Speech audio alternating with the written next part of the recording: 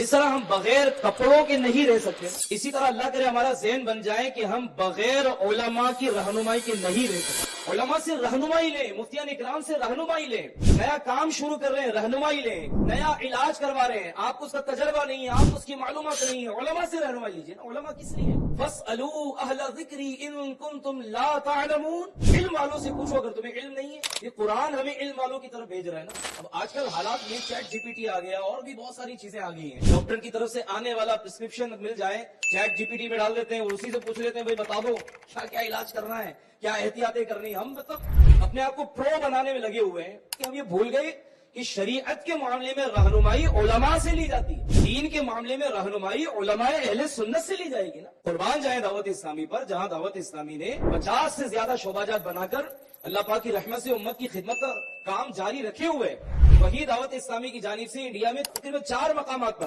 دارالفتہ اہل سنت کے آفیسز قائم ہیں۔ ایک دارالفتہ اہل سنت کا آفس یہاں الحمدللہ ممبئی میں فیضان مدینہ کے قریب ہی قائم ہے۔ اگر آپ کو کوئی رہنمائی چاہیے، شرعی رہنمائی کے لیے علماء اکرام کے پاس جائیں، مفتیان اکرام کے پاس حاضر ہوں، اپنا مسئلہ بیان کریں اور رہنمائی حاصل کریں۔ اب جو رہنمائی ملے اس کے مطابق عمل کریں۔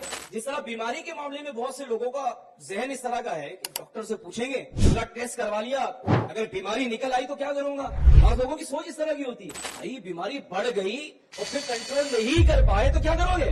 اسی طرح دین کے معاملے میں بھی ہماری سوچ بدقسمتی سے جن کی بنتی جا رہی ہے نا، اللہ ہدایت عطا کرے، توفیق عطا کرے۔ مفتی صاحب سے پوچھ لیں گے، مفتی صاحب نے فلاں چیز منع کر دی تو کیا ہوگا۔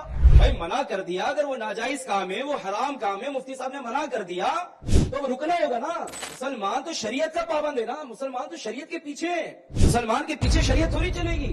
ہم اپنے حساب سے شریعت کو موڑ نہیں سکتے، اپنے حساب سے اس کو بنا نہیں سکتے نا۔